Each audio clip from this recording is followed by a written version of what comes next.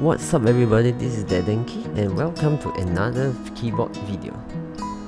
Today I will be sharing how I upgraded my RK84. If you want to know what's the difference between a modded and unmodded keyboard, you can check out the video on the top right or find the link in the description.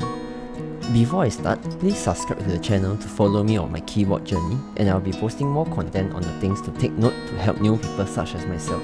So do stay tuned. Without further ado, let's get right into the video. This is a RK84 base, also known as one of the better budget board due to its price, clean design, and nice RGB, especially on the white case. But the main problem is the board feels very hollow, thus giving a very hollow sound when you type on it. That's where the value of modding comes in.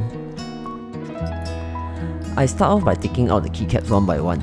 The RK84 comes with a keycap and switch holder, so you don't have to worry if you do not have them. This is also when I realized the keycaps are actually very light and thin, which also contributes to the hollow sound produced. So I believe by changing just the keycap, it should sound a lot better.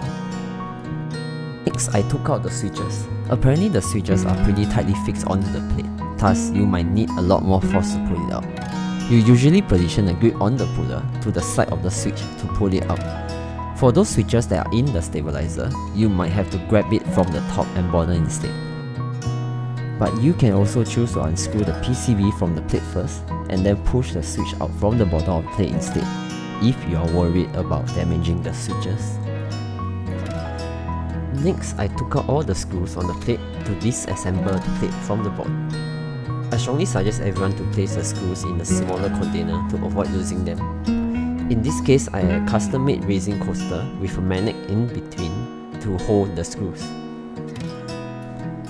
Be careful when you are detaching the board from the case, as there are cables attaching to the battery to the board. Usually a lot of keyboard makers detach the cable from the PCB before continuing, but I always just keep it attached just in case I damage the cable or the connectors. I then place a foam I got from one of the packaging and proceed to cut part of the foam to allow the cable to slide through. Some like to cut the foam into very small pieces and throw it in like this, but I prefer if the foam is nicely fit, just a personal preference, but both feels like it works the same. Let me know in the comments on what you think about it. This is when I realized I should have done my mods on the PCB and plate first before doing the foam. Thus, I proceed to disassemble the plate from the PCB as the next step. I went ahead to paste this thing called the PCB Switch Foam sticker, where it's supposed to dampen the sound of the key press. I have a video which shows the difference between having this in the description, so do check out that video and determine if this is useful. After that, I band-aid the plates. This is to ensure the stabilizer will fit tightly to the plate to reduce rattling noises. Sometimes I put double or even triple layers, especially when using a stock stabilizer. Finally, I move on to the stabilizer. For the stabilizer, I did not use the one that comes with the keyboard, but instead I bought an Everglide V2. I did a Holee Mod on the stabilizer. For how to do a Holee Mod, I strongly suggest this video by Genio, the one who influenced me to get into this hobby. That video illustrates everything you need to know about Holee Mod. It takes a lot of tries, but this is an important step in my opinion. If you are using a stabilizer that is already lubed, you might have a hard time doing Holee Mod even after cleaning away the lube. This is when I suggest doing a band-aid on the metal rod itself. Main objective is to make sure the steps do not wobble too much inside the stabilizer stem. Then I proceed to lube the stems. For the stem and housing, I use Krytox 205G0, the standard lube for almost everything. I usually apply the lube to the side of the stem first, so I can place it down standing up, then proceed with the housing.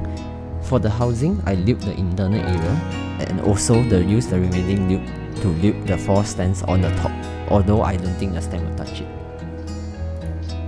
For the metal rod, I apply a generous amount of Permatex 22058. I usually apply it on one side of the rod, put it onto the housing before I apply it to another side. This is so that I can hold onto the housing when I lube the other end to prevent the lube from getting onto my hands.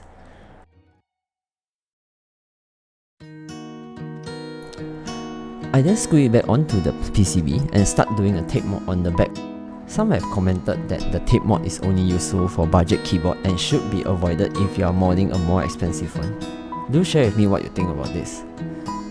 I used regular tape and pasted 2 to 3 layers over the PCB while avoiding the switches and cables connector. This is to mainly reduce or dampen the sound produced, and I guess it's also to hold the switch more firmly. I might be wrong. When attempting to place back the PCB, I realized the foam is too thick and I have a hard time putting it back. This is when I decided to switch to a thinner foam, which I have as a backup, and redo the steps I did earlier. Remember to also cut out the holes for the on-offs and Bluetooth wireless switches. The closing will require a little bit more force as you'll need to push the knot onto the base through the tape. Or you can also use a screwdriver to make a hole on the areas that requires the screw. When you are screwing the plates onto the base, make sure you give it a good push so that the plate fits nicely onto it. Try not to apply too much force as well, since it's a plastic case and might break it if you force it too much. Normally you'll be done with the board at this step, but I decided to go one step further by placing the switch cotton sticker onto the plate. This is supposed to further reduce or dampen the sound and make the switch fit more firmly onto the plate. Sound test comparison is available in the description below. Next is of course the switch. You can skip this step if your switch is already pre-lubed, provided you are okay with factory lube quality. Else this step will take you a very long time depending on the number of keys you have for your keyboard. For this build, I'm using Gateron Yellow instead of the stock that comes with it. It's a linear switch with 50g actuation force and not very costly as well. I then open the switch one by one, placing them onto the lube station before I start lubing them. I won't be going through how I lube them in this video, but if you want a video to show the lubing process, do comment down below. In addition to lubing, I also put in switch film. These film are meant to make the switch more firm and further reduce the possibility of it wobbling. After some time, the lubing is done. I then proceed to put the switches back onto the board. Before I place the keycaps, I test out every single key first. This is because some of the switch pin might be bent when you insert them in. In that case, you just have to bend them back, not a huge issue. But even so, I strongly suggest purchasing additional switch just in case. All is good, and now the most satisfying step of the keyboard making, putting in the keycaps. Some switches might have different heights due to housing not closing properly during the lubing phase, or might be disrupted by the cotton silencer and the PCB foam. You just need to take some time to adjust them, and you are done with your keyboard. Here's a very quick overview of the keyboard.